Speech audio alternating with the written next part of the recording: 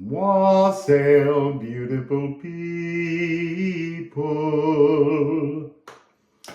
So we're going on some runic adventures beyond the veil. Because yesterday evening, the Liffruma deck, which you can buy at liffruma.com, just said, I want you to just tune in to the runes alone and go on a journey beyond the veil. So these adventures beyond the veil will be a series that will come out, I guess. They're to do with, you see, I'm loath to say a second awakening. It's awakening beyond your first awakening, and lots of people will say they've had several, but this is really a transition between. The first spiritual journey seems to be the clearing of ancestral trauma. This next part is about remembering cosmic purpose, cosmic truths. It's a much higher energy. And look, it's not for everybody, because you have to throw out the box here. You have to acknowledge that your cosmic heritage is so very, very vast. It's so funny, the Gununga Gap card somehow found its way to the bottom and kept kind of like going, look at me, look at me, look at me, look at me. Because that's where we're going. We're going inside the void, into the non-physical realms, to discover truths, forgotten stories, and not all of these stories as they come out will necessarily relate to you, because they may be a remembrance that you haven't yet remembered. So anyway, let's give these a riffle and see what comes out. We're using the Liffruma deck and the Ceramic Liffruma Stones that Daniela made. I have to go into a different kind of energy to do this. So last night, it's so giddy up there that you almost have to, you will as you do it. One has to almost go into a kind of soupy drunkenness. So bear with me if my eyes start rolling. So, poi poi, because even though it's runic, it's still poi poi. This is your cosmic consciousness is your divine connection, it's your divine remembrances. And a lot of people, when they see these messages, because they have a rigidity now about their fixed beliefs on spirituality, they will find this message, these messages, troubling, because they haven't yet cleared away the space to open to this access point. And one of the things that the spiritual world often does is accuses us of spiritual egotism. And so when you first begin to connect to these much higher, higher is an awkward word, but I'm using it because then you understand alternative aspects of your consciousness, it becomes a problematic energy to embrace, because it's so boundless and free that you begin to, it's got that energy of passive daydreaming, where you begin to think that you're slightly a sandwich short of a picnic. So anyway, let's just go with it. I know I do. Last night I was sitting downstairs and I was just rolling with all the messages that were coming out, and it was joyful, beautiful, incredibly informative. So, poi poi. Runes. What's the first adventure beyond the veil that you'd like to share with us? I mean, seriously, Gununga Gap and two others face down. Oh, God. It's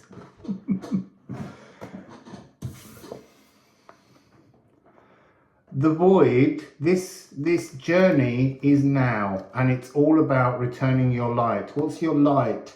Your light is your galactic truth, your cosmic, shamanic remembrance. It's very powerful energy. And then just stuck in the deck, representing an energy that you're not able to fully see yet, is Raid and Hod.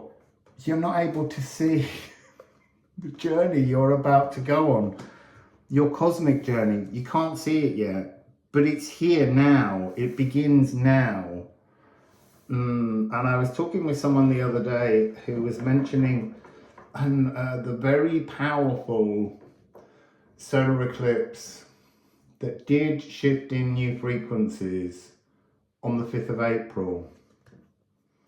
So let's get ceramics,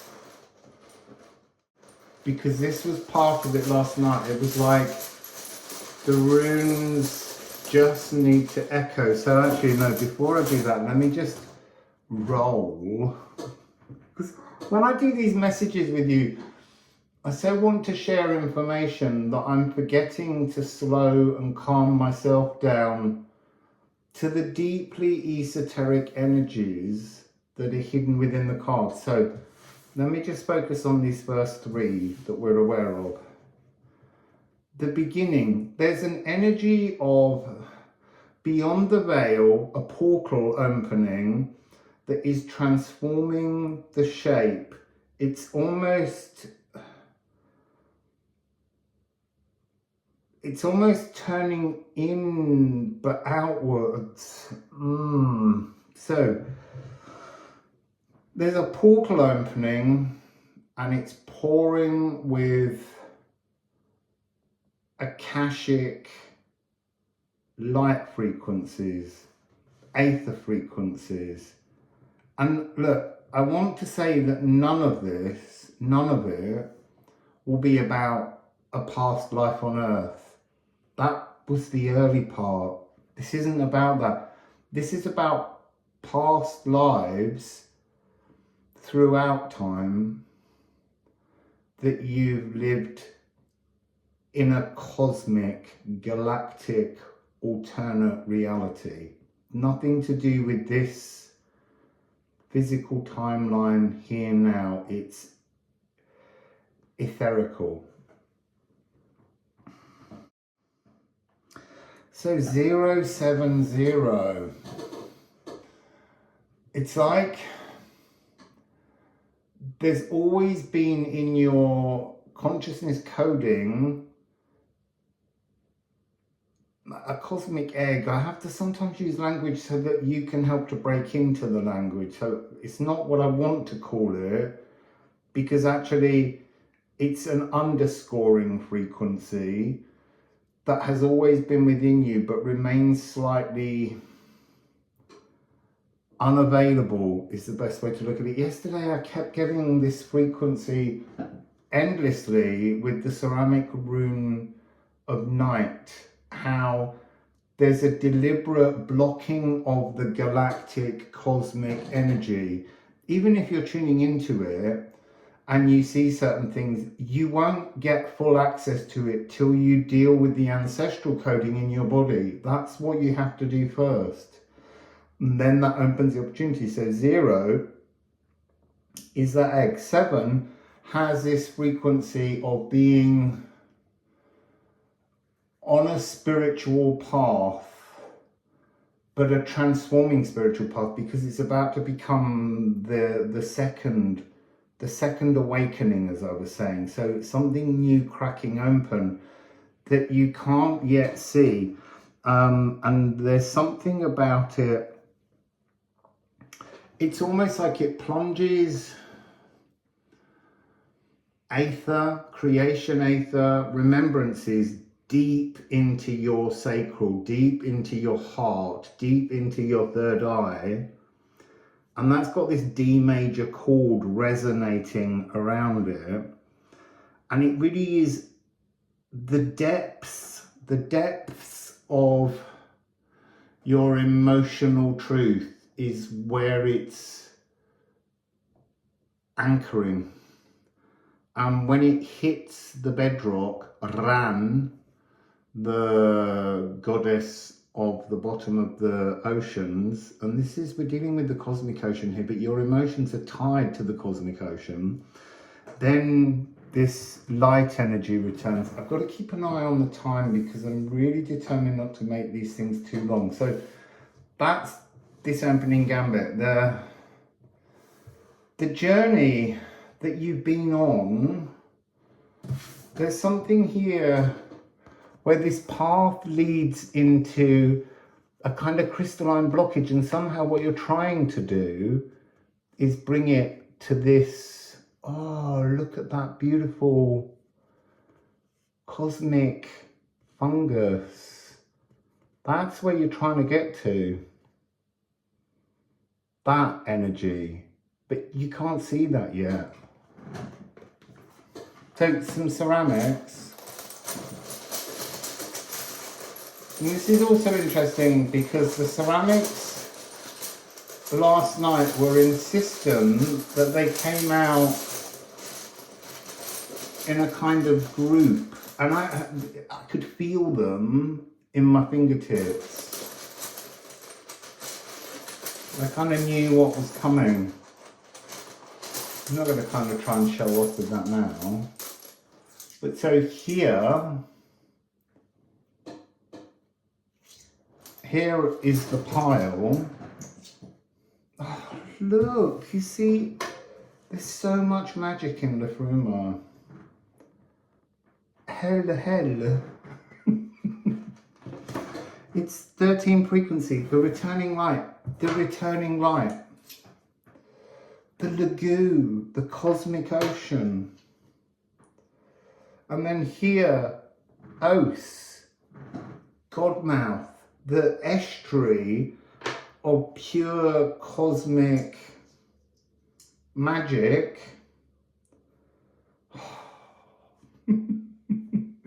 Ing.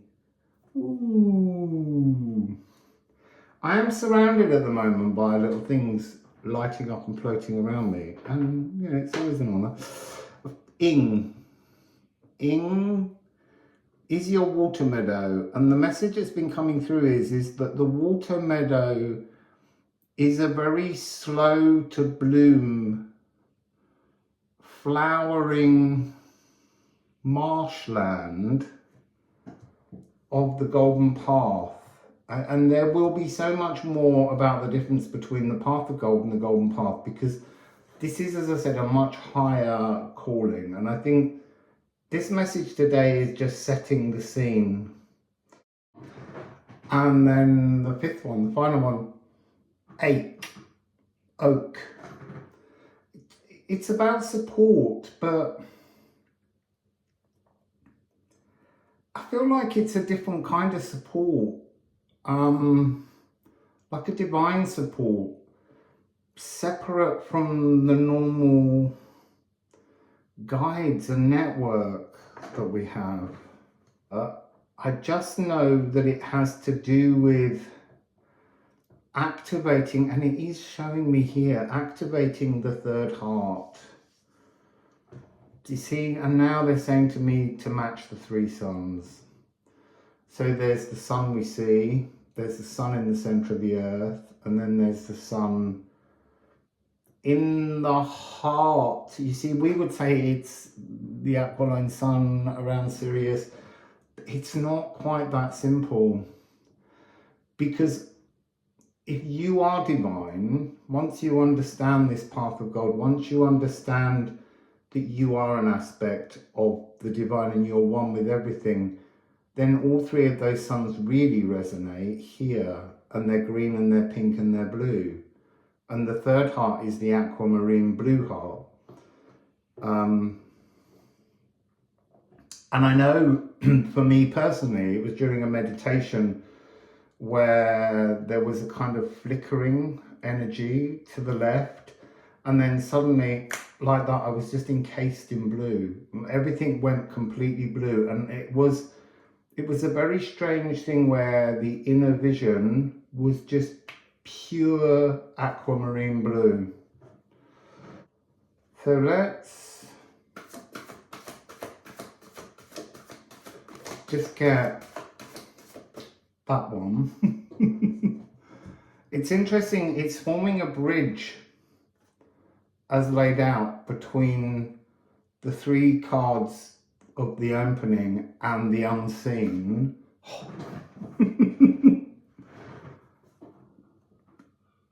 It's oath. It's this energy that was in the middle of these two reading. I mean, I'll lay the cards out so that you can see them now in the format, but it is completely so fascinating. It's your divine aspect that will bridge this journey forwards to explore cosmic remembrances. Amazing. So, I feel like I need a few more ceramics. Sorry, I always say short message, short message. So here's another group. Interestingly, mobile wealth, but this is like the mobility of all your wealth, your spiritual wealth, your emotional wealth, your physical wealth is the key to this journey, is moving yourself from one dimensional space to another through the veil. But when you go through the veil and have these remembrances, as those remembrances come in, they're changing your coding and so bringing you into a new reality. So here, 33, this is Gar, this is Odin's spear, and this is a sacred vow. That's really what you're working on, is a vow to yourself to move forwards into a completely new unfolding spiritual consciousness in union with your soul purpose, Gifu. And look,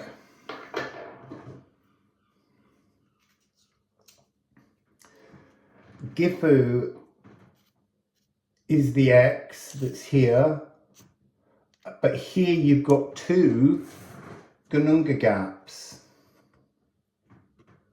So the path of gold moving to the golden path, the higher spiritual connection. And then it ends with Wendhorn, but now I'm going to have to pull another ring card. This is, it's so weird how this has become a very keystone frequency. It's like a message from within the cosmos to connect with all of the stars, all of the dimensions, on all of the journeys. Wendhorn represents the need to unbind from the influence of the moon. It's almost like this line down here is the wound. It's the pain of being over emotional, oversensitive, irate, angry. All these emotions that the moon pushes into us, controlling us as it moves around planet Earth, and our need to return to the light. Where's the light? On the other side of the moon that faces the sun, when it's closest to the sun. So, just a little bit more. Needle, personal mending.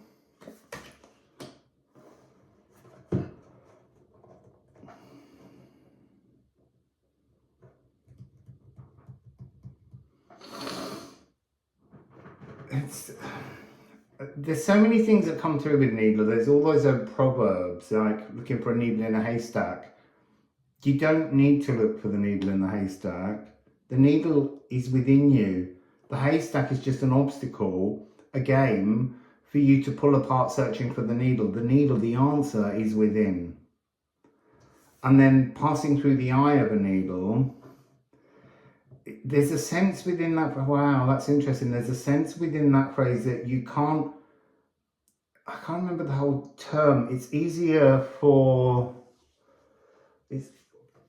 it's about how you can't take possessions through the eye hole of the needle.